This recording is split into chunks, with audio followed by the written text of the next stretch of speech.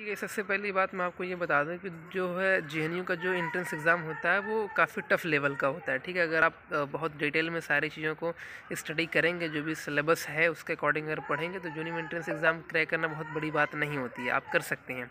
दूसरी बात ये होती है कि इस बार की कट ऑफ क्या गई 2021 में। देखिए इसमें जो है जेएनयू में बीए फॉरेन लैंग्वेज का कोर्स होता है, इसमें लैंग्वेज आपको पढ़ाए जाते हैं। तो आपको चूज़ करना होता है कि आप किस लैंग्वेज में जो है एडमिशन देंगे या फिर किस में एंट्रेंस क्रैक करना चाहते हैं। तो जैसे फॉरेन लैंग्वेज के लिए जैसे जैपनीज़, कोरियन, चाइनीज़ और अरबिक, ये सारी लैंग्वेज होती हैं, स्पेनिश भी होती है और जैपनीज़ भी होती हैं। तो ये जो अधिकतर माना गया है, मेरा एक पर्सनल एक्सपीरियंस है क्योंकि मैंने खुद जेएनयू का एग्ज़ाम एंट्रेंस दिया है। तो स्पेनिश सॉरी जैपनीज़ और चाइनीज़ लैंग्वेज इनकी कट ऑफ बहुत हाई रहती है, बिकॉज इसमें कंपटीशन ज़्यादा होता है। और अरबिक में सबसे कम होती है कट ऑफ मेरे अकॉर्डिंग, जो जहाँ तक मैं जानता हूँ। अब मैं ये आपको बताने वाला हूँ कि कट ऑफ इस बार क्या थी। देखिए कट ऑफ जो 2019 में थी, 2020 में थी, वही 2021 में भी थी। थोड़ा बहुत डिफरेंसेस आया हुआ है जो हर साल होता है। ठीक है, कट ऑफ मान के चलिए कि अरबिक की जो कट ऑफ होती है वो 75 प्लस ही होती है। हाँ 75, लेकिन जो फर्स्ट लिस्ट सेकेंड लिस्ट आती है उसमें आते आते जो उसकी कट ऑफ में आपका जो एडमिशन हो जाता है वो 69 में हुआ है इस बार, जो अरबिक की मैं बता रहा हूँ आपको। और बाकी जैपनीज़ चाइनीज़ की तो आप मान के चलिए कि 85 या फिर 80 के अराउंड रहना आपको। ये कट ऑफ एवरी ईयर रहती है, 2-4 मार्क्स इधर उधर होता रहता है। ये वेरी करता है कि कट ऑफ मतलब पेपर लेवल कैसा था। और बाकी देखिए जेएनयू में एग्ज़ाम काफ़ी टफ लेवल का होता है, तो आपको ये भी चीज़ें समझना है कि जेएनयू के लिए काफ़ी स्ट्रैटेजिक स्टडी अपनानी होगी। एक सही प्रॉपर वे में डायरेक्शन आपको एक अच्छी चाहिए, ताकि आप सही डायरेक्शन में प्रिपरेशन कर पाएँ और कम टाइम में स्मार्ट स्टडी करके जो है आप एंट्रेंस एग्ज़ाम वहाँ क्वालिफाई कर पाएँ। तो 2022 में सबसे पहले आपको करना क्या है, जो फ्रेशर्स आ रहे हैं उनके लिए भी बता रहा हूँ, और जो जिन्होंने एंट्रेंस एग्ज़ाम दिया है 2021 में उनका नहीं हुआ, तो हो सकता है 2022 के लिए अपीयर हों। तो उसके लिए बेहतर ये है, तो 2022 के लिए जो अपीयर हो रहे हैं उनके लिए सबसे पहली चीज़ ये है कि आप सही डायरेक्शन में सही तरीक़े से आप सिलेबस को समझें कि सिलेबस क्या है। नॉर्मली यही रहता है, रीजनिंग, इंग्लिश, मैं आपको बता दे रहा हूँ, रीजनिंग, इंग्लिश और जनरल नॉलेज भी रहता है। इंग्लिश, रीजनिंग, जनरल साइंस, ये यही सारा सिलेबस रहता है। इसी में आपका कंपटीशन होता है, यही आपको पढ़ना होता है। लेकिन इसके लिए आपको प्रॉपर वे, प्रॉपर गाइडेंस चाहिए और प्रॉपर डायरेक्शन में आप जो है सही स्ट्रेटेजी अपना कर स्टडी कर पाएँ। और दूसरी बात ये होती है कि आपको जो है तैयारी कर पाएँ।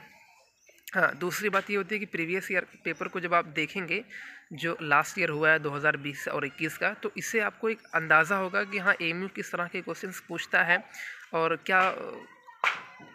किस तरह के क्वेश्चंस पूछता है और नेक्स्ट ईयर किस तरह के क्वेश्चन पूछ सकता है। और कुछ क्वेश्चंस ऐसे होते हैं जो डायरेक्ट पूछे जाते हैं जेएनयू में, मतलब प्रीवियस ईयर पेपर से। मैंने जब एंट्रेंस एग्ज़ाम दिया था तो 2 क्वेश्चन मुझे एग्जैक्ट वही मिले थे जो मैंने प्रीवियस ईयर पेपर सॉल्व करके गया था, 2019 और 18 का जो सॉल्व करके गया था, एग्जैक्ट वही क्वेश्चन मुझे मिला था। मतलब जो प्रीवियस ईयर पेपर से मैंने जो किया था एग्जैक्ट वही 2 क्वेश्चन मुझे मिल गया था।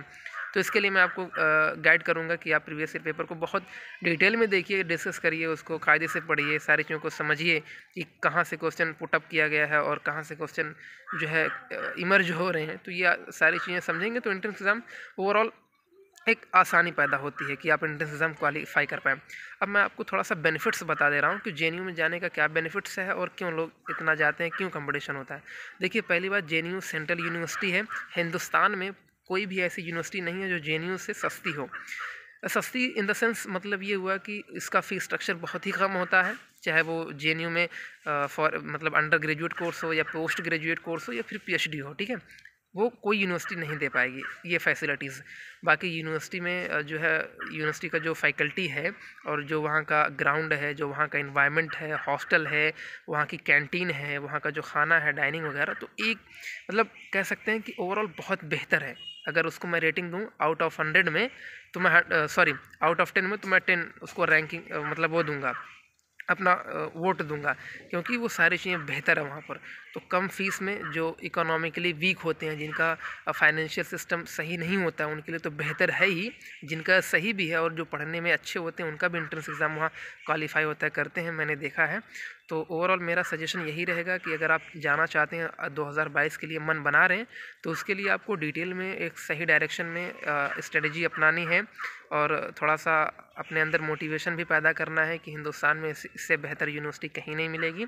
तो सही डायरेक्शन में तैयारी करेंगे तो बेशक आप इस एग्ज़ाम को क्रैक कर सकते हैं। बहुत मुश्किल नहीं होता है, एक मिथ बना हुआ है कि बहुत मुश्किल है, लेकिन अगर आप सही डायरेक्शन में पढ़ेंगे, चीज़ों को देखेंगे, टेस्ट सीरीज़ वगैरह ज्वाइन करेंगे, प्रीवियस ईयर पेपर को सॉल्व करेंगे, तो आपको खुद अंदाज़ा लगेगा कि मैं क्या कर सकता हूँ। बहुत सारे लोग क्वालिफाई करते हैं, रैंकर आते हैं, तो ऐसे ही आते हैं, पॉजिटिव अप्रोच रखते हैं और सही डायरेक्शन में प्रिपरेशन करते हैं।